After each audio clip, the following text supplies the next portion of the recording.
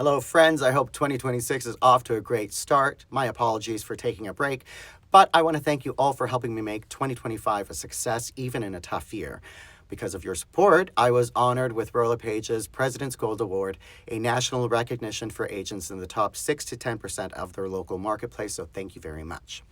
Anyhow, as always, the link for your detailed market data is found below, but this time I've also included a link to my 7 Factors of GTA Real Estate booklet, 40 years of an in-depth market analysis. Now let's take a look at our recent numbers. This year's numbers tell an absolutely fascinating story about where our market is headed. And let me show you why everything that happened in 2021 and 2022 is still defining what we're seeing today, and why I think 2026 is going to be different. So 4 years ago, we had ultra low interest rates. And for one brief moment, December 21 through July 22, prices went to the moon. It was unsustainable. We all knew it.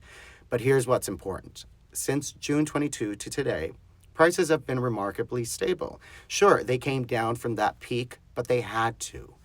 But look at this. July 2022 until now, they've barely moved.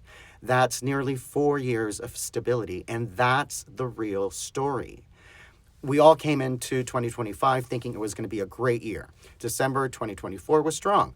Rates were in the low 4s, confidence was returning, and then 2025 happened.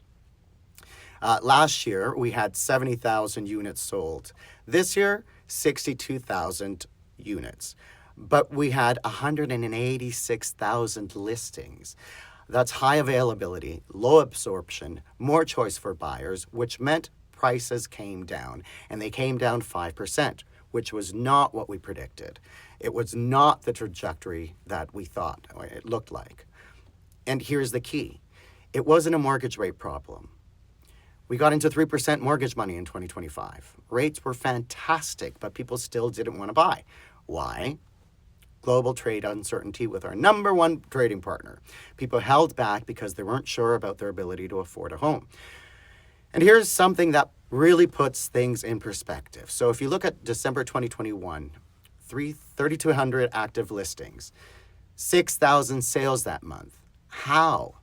Because homes sold in 14 days. They would hit the market and were gone within 2 to 3 days. If we jump to December 2025, 17,000 choices, only 3,600 sales. That's the difference between a seller's market and a buyer's market, obviously. However, we were up 40% year over year from 2019 to 2022. Then the Bank of Canada began to increase interest rates and the market started to adjust. But here's where it gets interesting. Prices are still up 15% from 2020. Life doesn't pause. 4 years since the peak, 4 years. People held on, people hold on, but then life happens, families grow, jobs change, circumstances shift, people start making decisions again.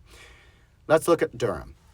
Just 3 months of inventory. Why? Because first-time buyers are active. Prices have dropped a couple $100,000 from the peak. That's an opportunity people haven't seen in a long time. If you look at condos in central Toronto, they're down to $682. Semi-detaches in Leslieville. They're holding steady or even appreciating. There's movement, there's activity. The demand for housing hasn't changed. Life has moved on, circumstances have shifted, and values, they're in a place where people can actually make moves.